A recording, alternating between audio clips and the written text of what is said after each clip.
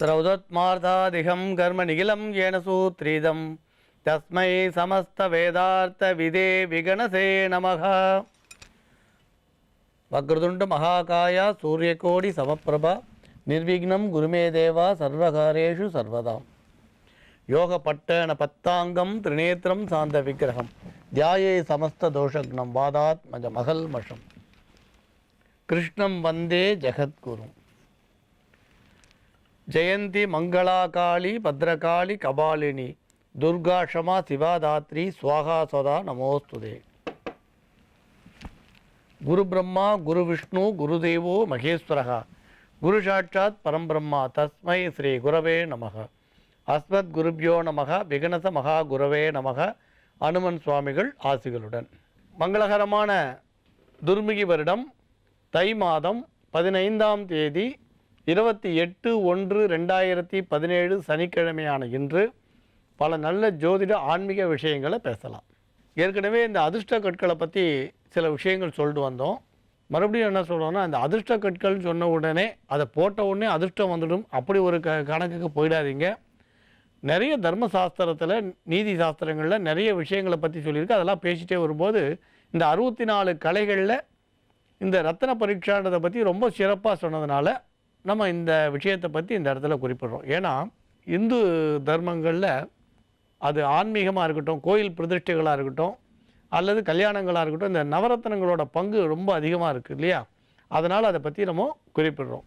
இந்த ஆலயங்களில் நீங்கள் பார்த்தீங்கன்னா என்ன விசேஷம்னா, துவஜஸ்தம்பம், அதேமாதிரி பார்த்தா மூல விக்கிரகங்கள் கீழே பலிபீரம், உற்சவ பேரம், சயன பேரம் சொல்லுவாள், அந்த விக்கிரகங்கள் கீழெல்லாம் கூட இந்த கற்கள் வைக்கிறது உண்டு. அந்த வரிசையில் சொல்லிட்டு வரும்பொழுது தான் இன்றைக்கி இந்த மரகத கல் அப்படின்னு சொல்லக்கூடிய பச்சை கல்லை பற்றி நம்ம குறிப்பிடுறோம். எமரால்டுன்னு சொல்லுவாள், இங்கே ஆங்கிலத்தில் எமரால்டுன்னுவாள். இது 2-3 கலரில் கிடைக்கும். இந்த பச்சையிலேயே கிளியோட அந்த ரெக்கை இருக்குது பாருங்கள், அந்த கலரில், அப்புறம் அடர்ந்த பச்சையில் 2 விதமாக வரும். இன்னும் கொஞ்சம் சில கலர் பார்த்திங்கன்னா கலந்து வித்தியாசமாக வரும். ஆனால் பொதுவாக விரிசல் இல்லாமல், அதேமாதிரி உள்ளுக்குள்ளே பார்த்தீங்கன்னா புள்ளி புள்ளியாக டாட்ஸ் இருக்கும். அது இல்லாமல் பபுள்ஸ் இருக்கலாம், டாட் இருக்கக்கூடாது, கருப்பு கருப்பாக. இது இல்லாமல் இருக்க வேண்டியது அவசியம். இந்த இயற்கையாகவே பார்த்தீங்கன்னா இந்த மரகத கல்லுக்கு ஒரு தன்மை உண்டு, ரொம்ப மென்மையானது, சுலபத்தில் உடஞ்சி போயிடும். வலிமையான கல் சொன்னிங்கன்னா வைரம், மிக வலிமையான கல் அப்படின்னு சொன்னால் வைரம். ரொம்ப மென்மையான கல்லுன்னு எடுத்துக்கும்பொழுது மரகத கல்லுக்கு முக்கியத்துவம் உண்டு. ஏன்னா அது ரொம்ப சுலபத்தில் உடையக்கூடியது. இந்த மரகத கல்லுக்கு பார்த்திங்கன்னா சில விசேஷ தன்மைகள் உண்டு. மரகத லிங்கம்லாம் கேள்விப்பட்டிருப்பீங்க. இந்த சிவலிங்கத்தை கூட மரகத கல்லில் பண்ணி பூஜிக்கிறதுன்னு மரகத லிங்கம் சொல்லுவாள், விலை மதிப்பில்லாததுன்னு சொல்லுவாள். இந்த மரகத கல் புதன் தசை நடக்கக்கூடியவர்களும் புதன் புத்தி நடக்கக்கூடியவர்களும் அணியலான்னு சொல்லலாம். ஆனால் அதே நேரத்தில் சாதாரணமாக இதை எழுத்தாளர்கள், வழக்கறிஞர் தொழில் செய்கிறவா, கற்பனை சம்பந்தமான சினிமா துறையில் ஒரு தயாரிப்பாளராக இருக்கவா, டைரக்ஷனாக இருக்கவா, இது மாதிரி துறைகள்லேருந்து அதிகமாக ஸ்பெக்குலேஷனில் ஈடுபடணும்னு நினைக்கிறவர்களுக்கு கூட கற்பனையோடு கூடிய ஸ்பெக்குலேஷன் இந்த மரகதக்கல்ல உபயோகப்படுத்தலாம். அந்த மாதிரி இருக்கக்கூடியவர்கள் கற்பனையும் கூடியிருக்கணும், ஸ்பெக்குலேஷனும் இருந்தால் அவள் பயன்படுத்தலாம். இதுக்கு மேல என்ன சொல்ல போற? சொல்றதுக்கு வேற ஏதாவது போய் இருந்தா சொல்லிடு. அவதான் என்ன ஏமாத்தி எல்லாத்தையும் என்கிட்ட இருந்து பறிச்சிட்டான்னு பார்த்தா நீயும் இப்போ அதே தான் பண்ணிருக்க.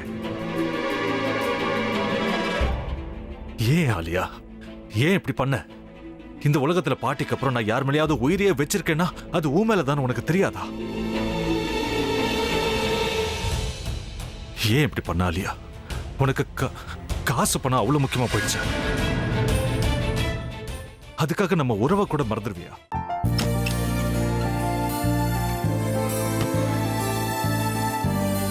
சக்தி சக்தி ஒரு நிமிஷம்.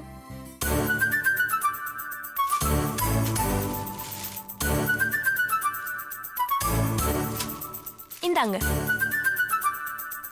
என்ன இது? உங்களுக்கு பிடிச்ச பிராண்ட் செப்பல். இது என்ன, நான் தலையில வச்சுட்டு தூங்கணுமா? சரி, அதை விடுங்க.